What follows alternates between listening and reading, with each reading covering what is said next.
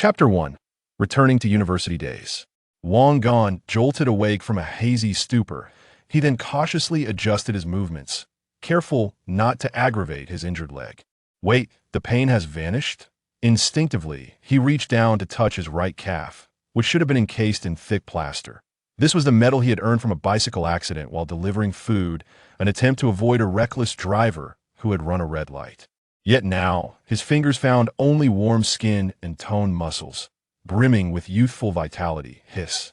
Wang Gan inhaled sharply, not from pain, but from the astonishing sight before him. Wasn't he supposed to be lying in his old room, enduring the frustration and uncertainty of his future? Instead, he found himself amidst a cacophony of bustling crowds. Deafening music echoed nearby, intermingled with the screams and shouts of countless voices. The air was thick with the mingled scents of sweat, cheap perfume, and the tantalizing aromas of street food. The words "Moling Olympic Sports Center" loomed above him, accompanied by a massive billboard nearby, but a figure clad in a cap and exuding an air of defiance dominated the poster. Tycoon. Magic Wheel World Tour Concert. Mewling stop. Wang Gan glanced down at himself. Faded jeans, a washed-out t-shirt, and a pair of worn-out, generic sneakers adorned his frame. This outfit was so cheap, it left him momentarily disoriented. Yet what shocked him more were his hands, clean, with distinct knuckles, devoid of the rough calluses born from years of labor. More importantly, he clutched two hard tickets tightly in his grasp. Tickets to Tycoon's concert, inner circle seats, with quite a good view. A torrent of chaotic memories surged into his mind like a flood bursting its banks, overwhelming his senses. 2025, 32 years old, a broken leg from a delivery accident, entangled in insurance disputes, forced to recuperate at home, with a bleak future ahead, still a solitary bachelor. 2014, 21 years old, a third-year journalism student at Mewling University of Technology. Although a second-rate university with a lackluster program, he was healthy and in the prime of his youth. He pulled out his phone, a cool pad gifted for topping up his account, the screen marred by a significant crack from a previous drop. The date was June 11th, 2014. He had been reborn to 11 years ago, the pivotal moment when his life's trajectory began its steep decline. Wang Gan exhaled deeply, his chest filled with a sense of gratitude for having narrowly escaped disaster, coupled with an indescribable excitement. Heavenly fate, you have not been unkind to me after all. Fragments of memories from his previous life flashed back rapidly. As a university student from a moderately well-off family in a county town, receiving over 3,000 yuan a month in living expenses was, in 2014's college environment, quite ample. Yet, Wang Gan lived more frugally than anyone else. Instant noodles constituted his main diet. New clothes were a luxury. Game skins were obtained only through events, and even dining out with roommates required careful consideration. Where did all the money go? It was almost entirely spent on his goddess's classmate, Wu Yiwei. New Apple smartphones, designer bags, cosmetics, clothes and shoes, dining out, and watching movies. As soon as Yiwei speaks or merely hints at something, Wang Gan would obediently comply, striving to meet her every demand like the most loyal of dogs. He believed this was love, convinced that sincerity could break through the hardest stone. But what was the outcome? Wu Yiwei shamelessly reveled in his sacrifices while turning her affections toward another young man. She even lamented on social media about his lack of taste and how he was not someone one could present in public.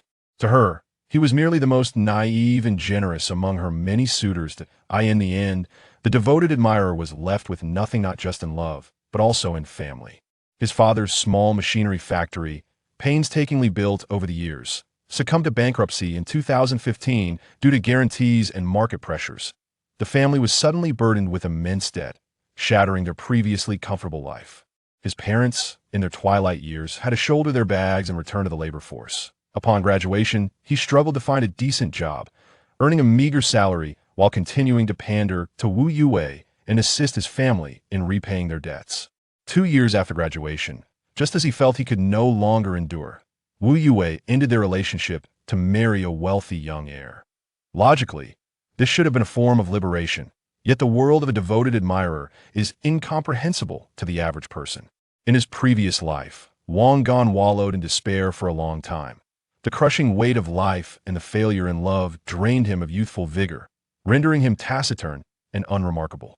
It was only in the months leading up to his rebirth that he managed to repay the debts he had guaranteed through relentless work delivering takeout and odd jobs. However, this came at a price. He appeared to be in his 40s despite being in his 30s. Ultimately, an unfortunate accident resulted in a severe leg fracture, and without the means for proper medical treatment, he was left with a likely disability. Had it not been for his rebirth, he could hardly fathom the bleakness of his latter years. In his hands, the concert tickets felt somewhat burdensome. Wang Gan remembered clearly that these 2 tickets had cost him nearly 4,000 yuan on amount he had painstakingly saved, even begging his family for extra funds to purchase them at a premium from scalpers. This expenditure represented nearly a month's worth of his living expenses, all triggered by Wu Yue's casual comment on WeChat. Jay Cho is coming for a concert.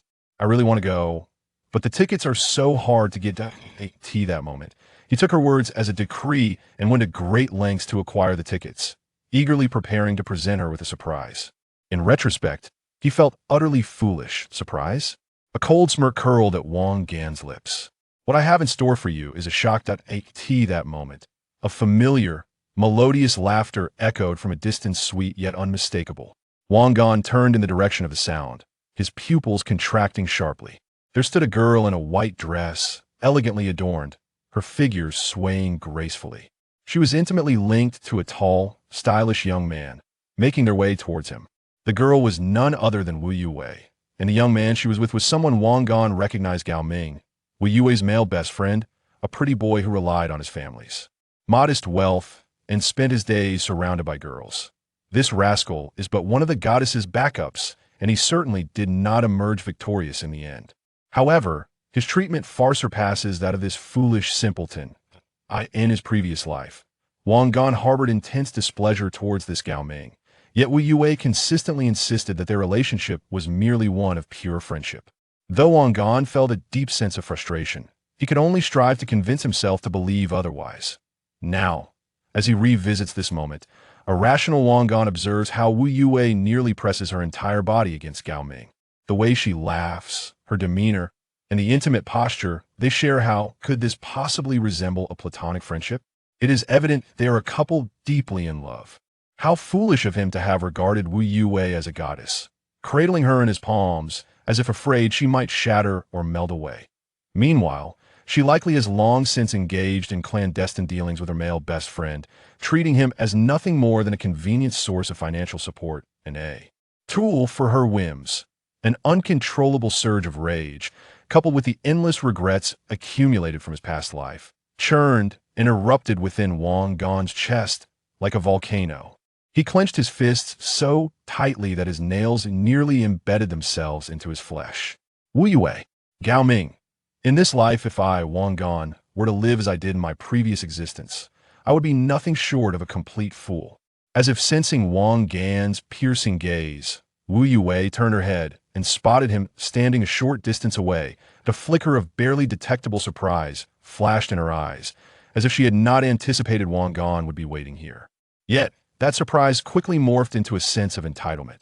She released her hold on Gao Ming and approached Wang Gan, wearing her customary smile, which he had once deemed pure. However, her tone bore a hint of reproach and impatience. Wang Gan, why are you only just arriving? Where are the tickets? I'm about to be roasted alive out here. As she spoke, she instinctively reached out for the tickets in Wang Gan's hand, as if they were inherently hers. She did not even inquire how he had obtained the tickets, nor did she offer a word of thanks, only complaints and demands. Sunlight cascaded over her meticulously adorned face, and in Wang Gan's eyes, that semblance of purity now radiated nothing but glaring hypocrisy. Wang Gan gazed at her outstretched hand and then glanced at Gao Ming, who stood a short distance behind her, scrutinizing him with a condescending gaze. Any lingering attachment to the past dissipated entirely. He remained silent, simply retracting the hand that held the tickets. Chapter 2. The Fury of a Scalper. Wu Yue's hand halted midair, her smile momentarily freezing. Clearly, she did not anticipate such a reaction from Wang Gan. In her past experiences, a hint of displeasure from her would send Wang Gan scrambling to apologize, desperately seeking ways to placate her. Wang Gan, what are you doing? Wu Yue frowned, her lovely brows knitting together, her tone now tinged with greater dissatisfaction. Quickly hand over the 2 tickets. The concert is about to commence, and if we enter late, it will be difficult to find our seats. Her tone implied that the tickets in Wang Gan's possession were inherently hers, and any hesitation on his part was nothing short of transgression. Standing not far away, Gao Ming had his hands tucked into his pockets, a playful smirk gracing his lips as he observed the scene with keen interest, akin to a connoisseur savoring a captivating performance. His gaze was imbued with disdain for Wang Gan, as if to suggest, "Behold, this is but a foolish hound circling around his goddess." Wang Gan felt a cold chuckle arise within him. Once upon a time, he had been ensnared just as tightly by Wu Yue. He had toiled tirelessly for her potentially insincere complaints and emptied his pockets for gifts that she might discard without a second thought. But now, he was a man who had lived through a lifetime, witnessed the treachery of human hearts, and tasted the chill of societal indifference. "Your tickets?" At last, Wang Gan spoke, his voice calm yet laced with an unprecedented chill and detachment. Wu Yue, have you perhaps misjudged something?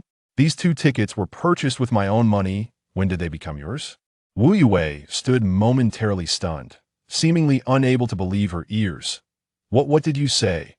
Her tone heightened, her meticulously crafted visage failing to conceal the shock and ire that danced upon her features. "Wang Gan, what do you mean? Didn't you buy these tickets for me?" "You promised." "Did I promise?" Wang Gan feigned confusion, playfully digging at his ears. "I can't quite recall. I only remember someone casually mentioning a desire to see a concert, lamenting how difficult it is to acquire tickets. I never claimed I would buy them for you, nor did I assert that purchasing them would make them yours." His gaze was sharp as a blade, locking onto Wu Yue's eyes.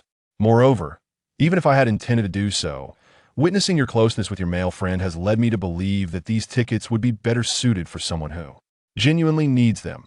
Ew. Wu Yue's face flushed crimson with indignation, her finger trembling as she pointed at Wang Gan. "You scoundrel! How dare you speak to me like this? Gao Ming and I are merely friends. Platonic friends. How can your thoughts be so vile?" "Platonic friends?" Wang Gan scoffed, his voice low yet sufficient to capture the attention of onlookers. "Platonic enough to hold hands, bodies pressed together? Wu Yue, we are all adults here. Do not treat others as fools. Your little tactics for keeping a backup suitor were once invisible to me now. However, they are crystal clear." Wu Yue found herself at a loss for words, her eyes brimming with unshed tears as she resorted to the most potent weapon she had previously wielded against Wang Gan. Had it been the old Wang Gan, witnessing her in such a state would have torn his heart asunder, compelling him to surrender immediately. Yet the current Wang Gan felt nothing but revulsion and amusement. At that moment, an anxious voice broke through the tension. "Brother, young man, are those tickets for sale? My girlfriend is a die-hard J. Cho fan. We've been queuing for ages without securing tickets. Would you consider selling them to me at a markup? I'm begging you." The speaker was a young man in his 20s, accompanied by a similarly hopeful young woman. Wang Gan cast a glance at them, sensing a familiar essence. This fellow could hardly be anything but another desperate admirer. Could he? After observing the flustered Wu Yue and the nonchalant Gao Ming, a spark of inspiration ignited. "Within Wang Gan's cell," he declared decisively, raising the 2 tickets in his hand. "These are inner arena tickets in excellent locations. 2 for the price of 5,000. If you're interested, take them." This price was 1,000 more than he had paid, yet given the imminent commencement of the concert and the scarcity of tickets, it was a reasonable offer. Yes. Thank you so much, brother," the young man exclaimed, visibly elated, quickly reaching for his phone. "WeChat or Alipay?" "Alipay, please." Wang Gan retrieved his battered phone for the other's scan. With a beep, the 5,000 yuan was instantly transferred. "Thank you. Thank you so much." The young man expressed his gratitude repeatedly as he took the tickets, eagerly dragging his girlfriend towards the entrance. Though they belonged to the same social sphere, their standing was far superior to Wang Gan's, at least they managed to savor the moment. Unlike the former Wang Gan, who could only linger outside, straining to catch the sounds within, the reborn Wang Gan was invigorated, multitasking with ease, his mind wandering, while his hands remained deft. The entire exchange transpired in the blink of an eye, leaving Wu Yue and Gao Ming momentarily stunned. By the time Wu Yue grasped what had unfolded, it was already too late. Her face drained of color, only to flush a deep crimson moments later. "Wang Gan!" she shrieked, her voice trembling with indignation. "How dare you sell my tickets? Those are mine. You must return them to me."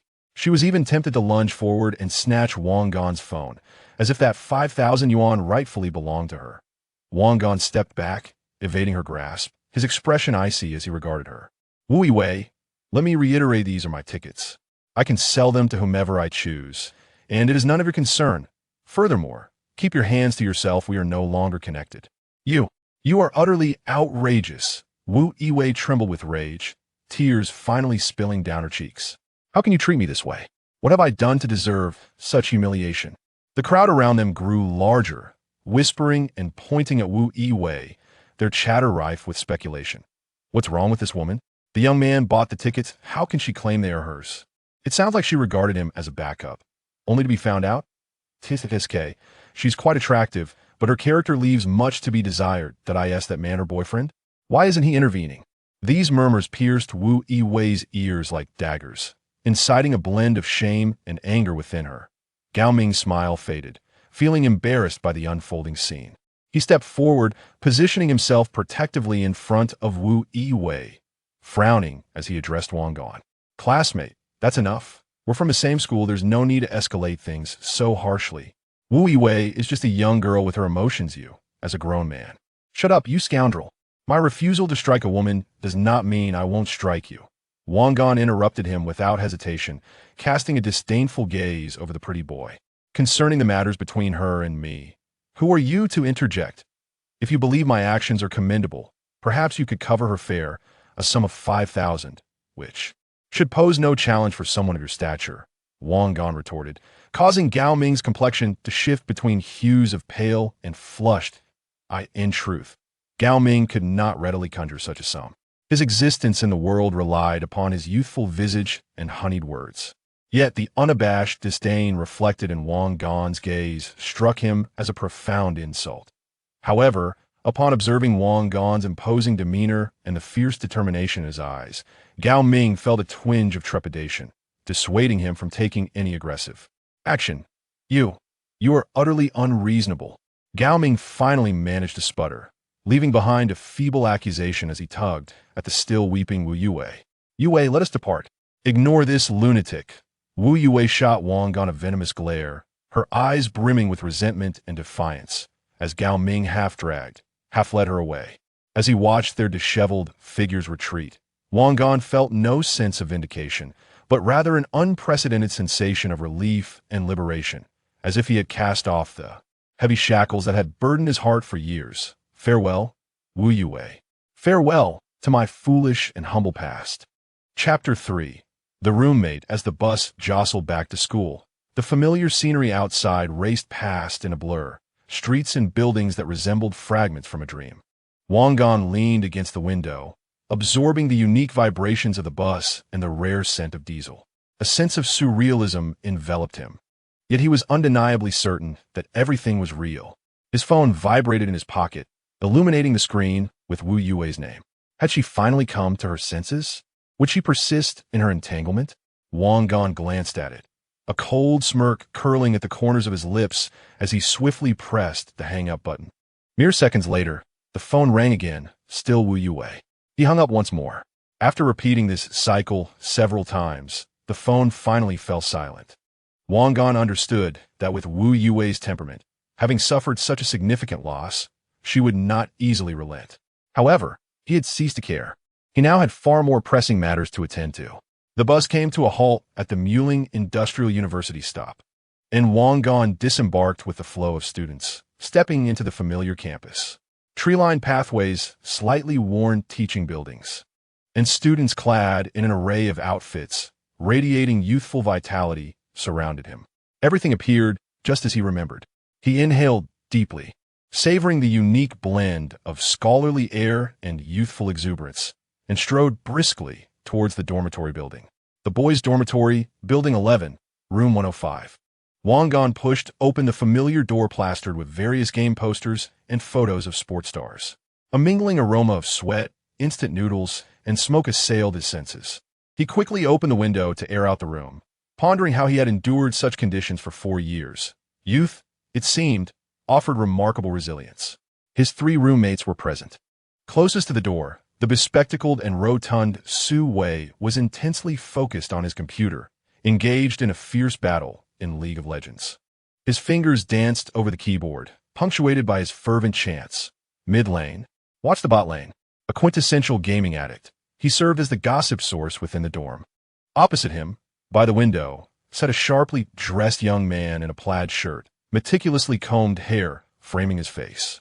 He was buried in a pile of thick textbooks, his brow furrowed as if grappling with an academic conundrum. This was Huang Mingzhi, the quintessential studious type, academically brilliant yet somewhat pedantic and prone to lecturing. Above Huang Mingzhi, lounging on the upper bunk, was Gu Linfeng, a well-groomed young man clad in designer attire. He reclined against the headboard, engrossed in his latest Samsung smartphone. A hint of arrogance gracing his expression. The wealthy heir of a business family, he claimed to possess assets in the billions, though the veracity of such claims remained dubious. While he enjoyed flaunting his affluence, he was not inherently unkind. Upon Wang Gan's return, the trio's gazes converged almost simultaneously. "Oh, look who's back. Brother Gan has returned," Su Wei remarked without turning his head, deftly maneuvering his mouse as he teased. "Isn't the concert just starting? I thought you wouldn't be back tonight. Enjoying a lovely evening with your goddess." Huang Mingzhi lifted his gaze, adjusting his glasses, and earnestly inquired, "Wang Gan, have you had a tiff with Wu Yue? Young people in romance ought to practice more patience and understanding." Gu Linfeng set down his phone, raising an eyebrow, his tone laced with a hint of schadenfreude. "What is this? Have you been cast aside? I told you so. A woman like Wu Yue has lofty standards. Your circumstances." His words trailed off, but the implication was unmistakable. In their eyes, Wang Gan's return at this juncture surely indicated trouble with Wu Yue. Most likely he had been spurned or embroiled in conflict, retreating in shame. After all, they had all witnessed Wang Gan's subservient demeanor before Wu Yue over the past 2 years.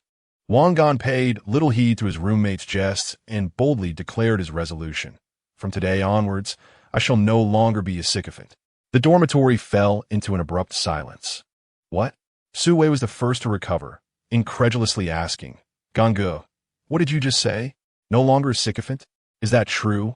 Weren't you willing to forego meals just to please Wu Yue?" Gu Linfeng was equally intrigued, leaning over from the upper bunk, wondering what had provoked this change. Had he failed to secure concert tickets? Or had he faced her directly? Wang Gan smiled faintly. "You could say that. I've seen through it all. It's unfulfilling. From now on, she and I shall walk our separate paths, without interference." "Wow," Su Wei exclaimed. "Gangu, you've finally come to your senses? That is fantastic. My brother supports you. A woman like that is just playing with you. It was high time to part ways." However, Huang Mingzhi shook his head disapprovingly. "Wang Gan, you shouldn't speak so lightly. Encountering setbacks while pursuing a girl is entirely normal. You cannot abandon everything over a trivial matter, nor should you utter such derogatory remarks. You ought to communicate well with Miss Wu. Perhaps there has been a misunderstanding." Wang Gan shot him a glance, silently looking down upon him. It was absurd that they had once been close in a past life, and now he was pushing himself into the flames. In that previous existence, Huang Mingzhi had always liked to position himself on a moral high ground, but what had it brought him? Until his rebirth, he had never even glimpsed a girlfriend. In contrast, the internet-addicted Su Wei, despite lacking in many respects, was not picky. He had successfully dated 2 girls during college. Some truths can only be comprehended through experience. Theoretical discussions ultimately amount to nothing. "I am well aware of my own affairs. I don't need your guidance," Wang Gan replied flatly, not wishing to engage in a debate. At that moment, his cool pad, which lay on the table, rang out once more at an opportune time. The screen displayed the name Wu Yue. All eyes in the dormitory were drawn to the phone. Su Wei wore a look of anticipation. Huang Mingzhi frowned, seemingly on the verge of speaking. Gu Linfeng watched Wang Gan with keen interest, eager to see how he would respond. Wang Gan picked up the phone, glanced at it, then pressed the answer button, activating the speakerphone. "Wang Gan, what do you mean by this? Did you sell my tickets?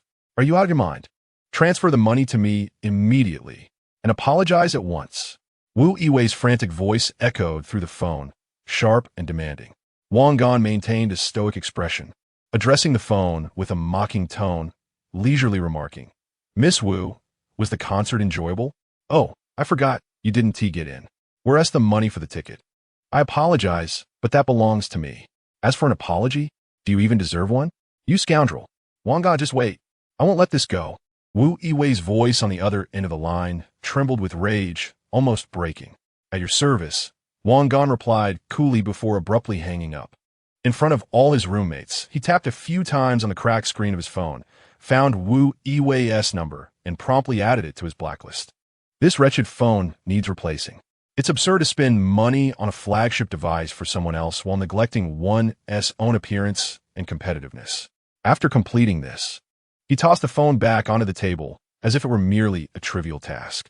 Silence enveloped the dormitory once more. Su Wei, unable to close his mouth for a long while, finally managing to exclaim, "Wow. Gu, you're incredible. You really blacklisted her?" Gu Linfeng wore a look of admiration. Patting the bedboard, "Well done, Wang Gan. You finally stood your ground." Only Huang Mingzhi frowned more tightly, adjusting his glasses with a tone of strong disapproval. "Wang Gan, your actions are excessive. Even if you break up, there's no need to humiliate her like this. Leave some room for future encounters. How will you interact with Wu in class after this?" "Interact?" Wang Gan scoffed. "Do I need to interact with her? Our values are incompatible. There's nothing to discuss." With that, he ignored Huang Mingzhi's displeased expression, pulled out a chair, and sat down, powering on his 3-year-old Asus laptop. The screen lit up, revealing the familiar interface. Severing ties with the past was merely the first step. Now he needed to focus on how to amass wealth. "All right, the World Cup is approaching." Su Wei finally snapped out of shock, rubbing his hands together excitedly. "The Brazil World Cup. This time, I'm going to make a big score. I've studied the odds for several days and feel I can strike it rich." Gu Linfeng retorted, "You, with your meager living expenses. You can barely afford a few bets. Don't come crying to me when you need to mooch off my food." Upon hearing the words World Cup, Wang Gan's eyes ignited with fervor. Having just returned from his rebirth, he was immediately confronted with a melodramatic breakup, and he hadn't even considered this aspect yet. Chapter 4. The Opportunity for the First Fortune, the World Cup. Wang Gan reminisced about the madness surrounding this edition of the tournament, unprecedented in its fervor. In the following month, the entire university and much of the world would be swiftly engulfed by the impending World Cup frenzy. The campus bulletin board was plastered with colorful schedules and posters for various betting activities initiated by local businesses. The cafeteria's television began to loop promotional videos and highlight reels of classic goals. Even girls, who typically paid little attention to sports, engaged in discussions about which football star was more handsome and which team's jerseys were more appealing. The boys' dormitory was particularly affected, with animated conversations about matches, team analyses, and odds research echoing from various rooms, occasionally interrupted by spirited debates sparked by support for their teams. Nights were spent out, either at internet cafes or bars watching live broadcasts. Dorm 105 was no exception. Su Wei, with his diverse interests, was also a die-hard football fan. In his previous life, Wang Gan had engaged in several disputes with Huang Mingzhi and Su Wei, urging them to maintain tranquility during the night. After all, neither of them were football enthusiasts, nor did they believe that betting on the sport would yield significant profits. More importantly, Wang Gan's meager living expenses, which barely sufficed to support Wu Yiwei, left no room for extravagant gambling. However, this life was different. Having been reborn, he was determined to make the most of this opportunity. "Brothers, I've cracked the code. Follow me, and you'll achieve prosperity and win the affection of a beautiful heiress," Su Wei exclaimed, waving a piece of paper covered with various numbers and team names. His enthusiasm palpable. The opening match, Brazil against Croatia. With Brazil's home advantage and the illustrious Samba team, led by Neymar, this victory is assured. Though the odds are slightly low at around 1-3, it's a sure bet. Even the smallest mosquito is still meat. I'm prepared to wager my remaining 300 yuan for the month. If I win, I can enjoy a decent meal instead of subsisting on instant noodles. Gu Linfeng leaned against the headboard, scrolling through his phone with a dismissive smirk. 300 yuan? A risky bet? Su Wei, your aspirations are pitiful. Even if you win, You'll only make a few dozen yuan, hardly enough for anything substantial.